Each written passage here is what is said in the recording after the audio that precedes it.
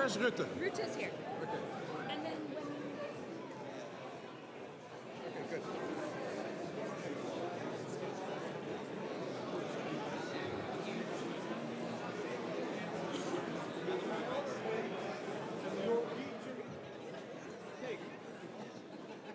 For Stoltenberg. Oh, that's nice. So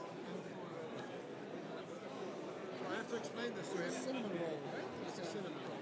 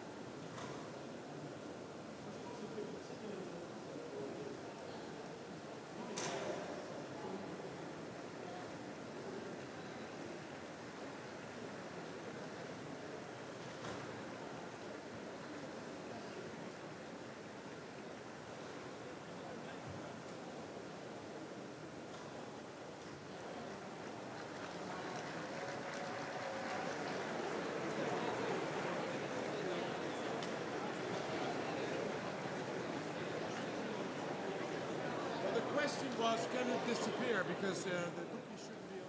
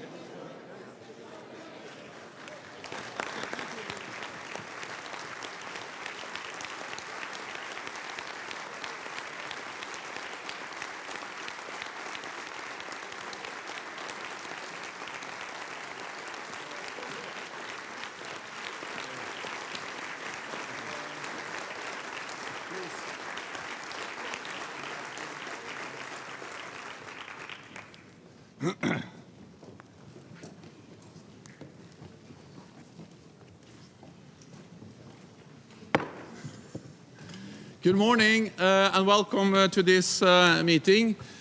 Before I address the Council and hand over to the new Secretary General, let me give the floor to the Dean of the Council, Ambassador Nobelo. So please, you have the floor.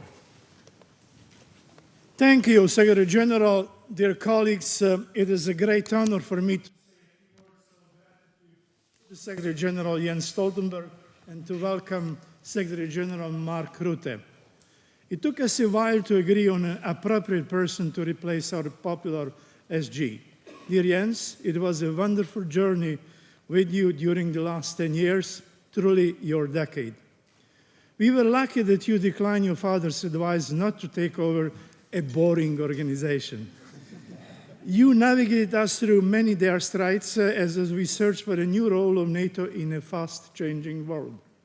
Under your leadership, we proved that NATO is not obsolete or brain-dead, but capable to reform, to strengthen transatlantic bond, and to meet world's commitments.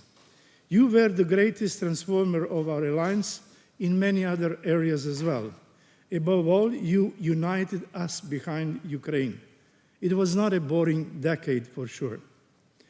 Somehow, at the time when you took over NATO, an exhibition of portraits of Russian rulers took place in Moscow. Those who expanded Russia by war had a green spot on their frames. That explains mentality. But if we were ever to exhibit portraits of NATO leaders, you would have many green spots on your frame for the admission of new members. Open door is our mentality. Dear Jens, we are going to miss your profound wisdom, cool head, and the dry sense of humor. Please be kind to us in your book on NATO. Ladies and gentlemen, leadership matters more than mutual interest, particularly in extraordinary times. Dear Secretary General Rutte, challenges before you are no less demanding. International security system is crumbling. The most devastating warfare since Second World War is fought on European soil. Terrorism, hybrid and cyber warfare are threatening our way of life. Dear Mark, you have to sustain our unity and to preempt fatigue in our support to Ukraine, where the future of European security will be decided. It is not an easy task due to the electoral turbulences in many of our democracies. The definition of our security has never been more complex, and the line between regional and global is more blurred. Because of that, you would have to finish the reforms that we adopted at Madrid and Vilnius summits. Challenges ahead of us requires a lot of diplomatic skill and strong leadership. We all believe that your long political experience, your strong dedication and working energy, backed by your firm beliefs and compassion, will lead us successfully through turbulent times ahead of us. You inherited a large alliance, and our collective strength is unprecedented in history. United, we stand with you. Thank you once again, Jens, and warm welcome to you, Mark.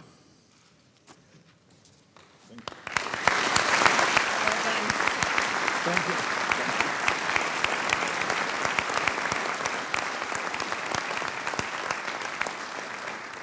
Thank you so much, Mario. Dear friends and colleagues, dear Mark. When I became Minister for Industry and Energy in Norway in the early 1990s, the Prime Minister told me that I needed to be prepared for long meetings in the Parliament. And I had to sit for hours to listen to not always very exciting debates. But the Prime Minister also told me, remember that this is democracy. This is how we take care of our great nation and how we make decisions together. In the same way, I have sat here in the North Atlantic Council for 10 years. For more than 1,000 council meetings, and listened to discussions that I think we all can agree were not always very exciting. But all of them are part of how we take care of our great alliance and how we make decisions together. History was made in this room. Over the last decade, we have achieved great things. We have undergone the biggest transformation of NATO in a generation. We have strengthened our defenses from having 0 to 8 NATO battle groups with tens of thousands of combat-ready NATO soldiers on our eastern flank. We have gone from thousands to 500,000 troops on high readiness, and from 3 to 23 allies spending at least 2% of GDP on defense. And we have strengthened NATO as an institution, doubling our common budget to ensure we can effectively deliver. Our family of allies and partners has grown. Montenegro, North Macedonia, Finland and Sweden joined our alliance. And Ukraine is closer to NATO than ever before. In 2014, we only provided marginal support to Ukraine. Now our support is massive, and NATO is coordinating it through our new command in Germany. We have also broadened our partnerships in the south, deepened relations with countries in the Indo-Pacific, and NATO-EU cooperation has reached unprecedented levels. Europe and North America, together in a strong NATO, is the only way forward. Unity remains our greatest strength. It has been an honor for me to be at the helm of NATO and to work with all your nations and with everyone at this table and in this building. I thank you all, civilian and military leaders, members of the international staff, the international military staff, and representatives of national delegations. And of course, I thank my dear Ingrid, who's there. And now I'm coming.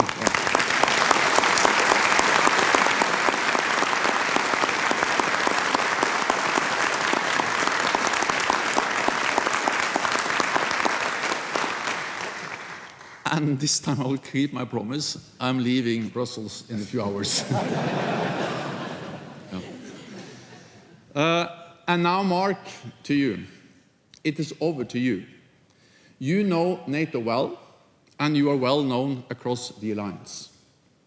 You have the perfect background and experience to become a great Secretary General of NATO. During your many years, 14 years, as Prime Minister, you have demonstrated that you know how to build consensus. You have led 4 different coalition governments, so you know how to make compromises. That is something which will be highly valued here at NATO. But you have also demonstrated that you don't compromise on our core values and principles. We see that with your personal commitment to our transatlantic bond and your unwavering support for Ukraine. Now is the time to leave and for you to begin your term as Secretary General of NATO. To mark that moment, I will hand you this gavel donated to NATO in 1963 by Iceland. It is used for special meetings in NATO. The last time it was used was when we had the last ministerial meeting in the old NATO building over the road, and then we use it again today. Whether you decide to use this every day is up to you. It's a Viking gavel. Dear Mark, please receive this special gavel, and let me invite you to take the seat of the chair of the North Atlantic Council.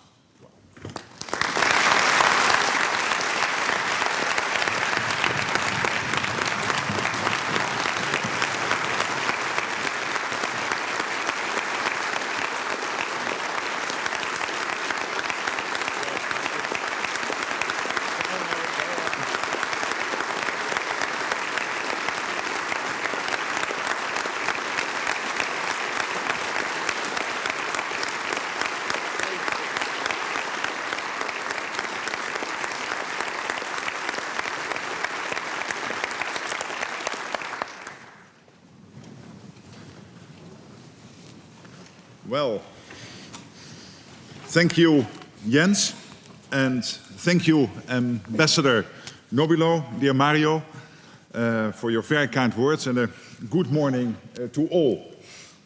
Merci, Jens, et bonjour à toutes et à tous. It is a great honor to be here and to take up the position of NATO Secretary General. And first of all, I want to thank all of your nations for trusting me with the responsibility of guiding the alliance in the coming years. It is a big job, and I have big shoes to fill. Jens, you have been an exemplary Secretary General. Today, NATO is bigger, NATO is stronger, and is more united than ever, and that is in large part because of your leadership. On the one hand, you have set the bar high for your successor. But on the other, I inherit a robust alliance. Jens, my dear friend, thank you. Dear colleagues, I have every intention of keeping up the good work you have initiated in recent years. And I'm determined to prepare NATO for the challenges of the future. As Secretary General, I will work on 3 priorities. The first is to keep NATO strong and ensure our defenses remain effective and credible against all threats.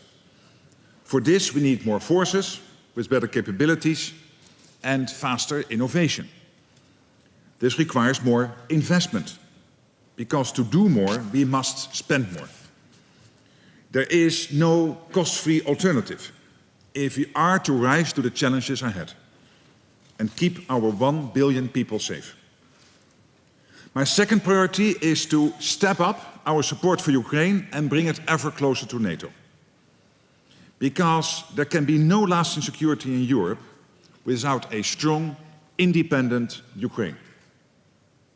I know from personal experience, with the downing of flight MH17 in 2014, how conflict in Ukraine is not contained to the front lines. So we must do our part. We must deliver on the package agreed at the Washington summit. The command, the financial pledge, and Ukraine's irreversible path to membership. And we must sustain this support into the future, because Ukraine's rightful place is in NATO. The third priority is to strengthen our partnerships with our unique and essential partner, the European Union, and with countries around the world that share our interests and values. Jens, you did a great job building stronger connections with partners, especially in the Indo-Pacific. In a global and interconnected world, our security has to be a team effort. And I look forward to working closely with all allies. all of you around this table, in this building and all across NATO.